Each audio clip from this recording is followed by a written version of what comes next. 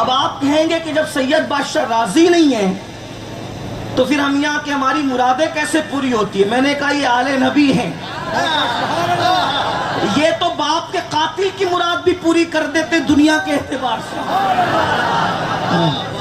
یہ تو باپ کے قاتل کی مرادیں بھی پوری کر دیتے دنیا کے اعتبار سے، لیکن آخرت میں فیض تو صرف اسی کو ملے گا جس سے راضی رہتے ہیں۔ مجھے ایک یہاں روایت یاد آ گئی، اگر مرادیں پوری ہوتی تو یہ نہ سمجھنا کہ راضی ہیں، ناراض لوگوں کی بھی یہ لوگ مرادیں پوری کرتے ہیں کیونکہ وہ سید ہیں۔ بات سن لے، توجہ، ایک بات آئی، ایک مرتبہ امام حسین کے قاتلوں میں سے ایک قاتل مدینہ منورہ آیا، مدینہ طیبہ آیا، اور آنے کے بعد مدینہ طیبہ میں جب اس نے قدم رکھا تو اہل مدینہ نے سب کے سب اپنے دروازے بند کر لیے۔ توجہ ہے آپ کی؟ سب نے اپنے دروازے بند کر لیے، اور جب دروازے بند کر لیے سب نے، کسی نے نہ کھانے کو پوچھا نہ پینے کو پوچھا، ناراض تھے، سب کے دروازے بند ہو گئے۔ لیکن امام زین العابدین سید سجاد عابد بیمار امام مظلوم، جن کا دروازہ بند ہی ہمیشہ رہتا تھا، کسی کے لیے کھولتے نہیں تھے، بات چیت کسی سے نہیں کرتے تھے، رونا رونا صرف رونا تھا، یا تلاوت تھی اور آنسو تھے، یا عبادت تھی اور آنسو تھے۔ کسی نے دروازے پہ دستک دی، امام نے دروازہ کھولا، آنے والا خوشی خوشی کہتا ہے امام فلاں ابن فلاں قاتل امام حسین جو قتل میں شریک تھا آپ کے بابا کے، مدینے کی زمین پر اس نے اپنے ناپاک قدم رکھے تو اہل مدینہ نے اس کو کیا سزا دی، کیا سزا دی؟ سب نے دروازے بند کر لیے، نہ رہنے کے لیے مکان ہے، نہ کھانے کے لیے کھانا ہے، نہ پینے پانے کے لیے پانی ہے، کچھ نہیں، ذلیل ہو رہا ہے۔ وہ ذلیل ہو رہا ہے، اس کو لے آ۔ سب نے دروازے بند کر لیے، اس کو لے آ، اس لیے کہ ہے قاتل بابا کا، مگر وہ آیا ہمارے نانا کے گھر۔ آپ نے دروازہ کھول دیا، دسترخوان لگایا، کھانا کھلایا، پانی پلایا، کھا پی کر کے کہا کتنے دن قیام ہے تاکہ رہنے کا انتظام بھی ہو جائے۔ اس نے کہا او علی، آپ کا اصل نام امام زین العابدین کا علی ہے، او علی ابن حسین، یہ مدینے والوں نے مجھے پہچان لیا اس لیے دروازے بند کر لیے، آپ نے مجھے شاید نہیں پہچانا اس لیے اتنی مہربانی کر رہے ہیں۔ امام کی آنکھوں میں خون اتر آیا، آپ نے فرمایا یہ مدینے والے کربلا میں تھے؟ کہا نہیں۔ کہا جو نہیں تھے انہوں نے پہچان لیا اور جو موجود تھا وہ نہ پہچانے؟ بھئی جنہوں نے تجھے وہاں نہیں دیکھا تھا انہوں نے پہچان لیا، میں تو وہاں موجود تھا، تو وہی ہے نا۔ تیرے ہی تو کہنے پر معصوم علی اصغر کے حلق پر تیر چلا تھا، تو وہی ہے نا کہ علی اکبر کے سینے پہ گھوڑے دوڑتے وقت تو خوشیوں سے تالیاں پیٹ رہا تھا، زینب کی چادر لٹ رہی تھی تو خوشی کر رہا تھا، سکینہ کے چہرے پہ جب تماچے مارے جا رہے تھے تو تجھے ایک کیف و سرور، تو وہی ہے، فلاں بن فلاں ہے نا تو۔ امام نے جب اس کو یاد دلایا، اس نے کہا آپ نے جب اتنی گہرائی سے پہچانا تو پھر یہ احسان، فرمائے یہ ہمارے خاندان کی ریت ہے، ہم گھر آنے والے کو نہیں دیکھتے، جو بھی چوکھٹ پہ آتا ہے اس کو نواز دیتے ہیں، کیونکہ یہ زہرا کے گھر کی روایت ہے۔ نعرہ تکبیر!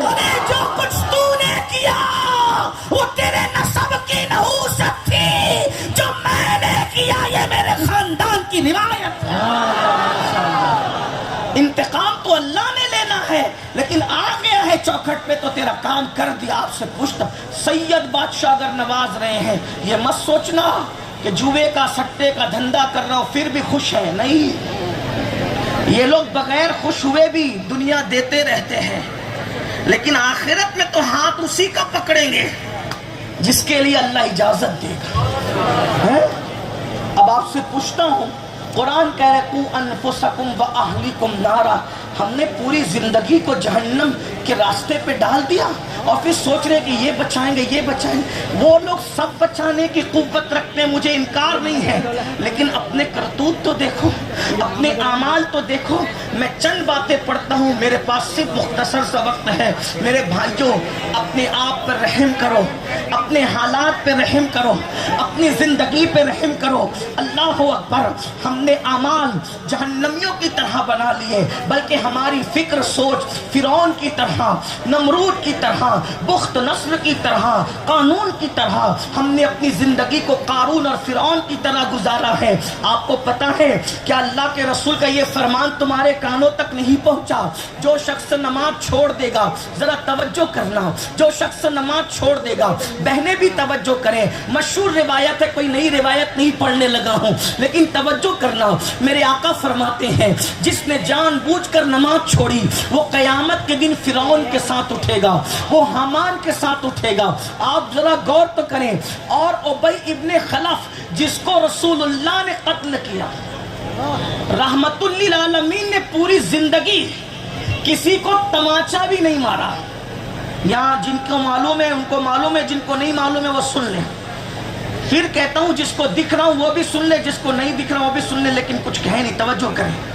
हुजूर अलैहिस्सलाम ने अपनी पूरी 63 साल जिंदगी में सिर्फ एक ही आदमी को कत्ल किया है। जरा गौर करें, वो रहमतुल लिल आलमीन, जो किसी पर जात के लिए गुस्से में भी नहीं आते। जब उन्होंने किसी को कत्ल किया होगा तो वो कितना बदनसीब होगा। दुनिया के दो इंसान सबसे बदनसीब होते हैं, एक जो नबी को शहीद करता है वो, और दूसरा जिसको नबी कत्ल करता है वो। गौर कीजिए।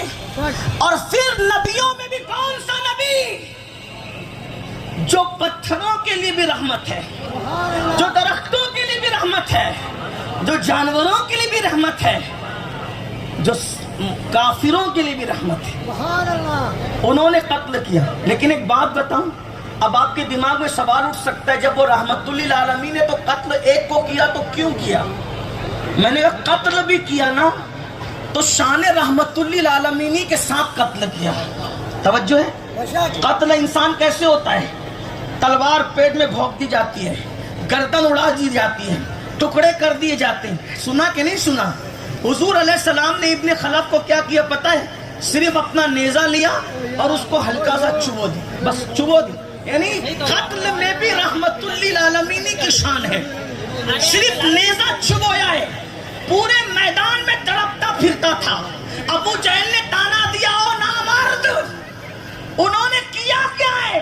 सिर्फ नेजा चुबोया, तड़प रहा है, जख्म तो दिखता नहीं। तो उसने कहा, अबू जहल तू अकल से काम ले, तू कहता कि सिर्फ नेजा चुबोया है, अरे ये नहीं देखता चुबोया किसने है। जिसके ना इशारे नाखून से चांद टुकड़े होता हो, वो जब किसी को नेजा चुबो दे, फरमाया वल्लाह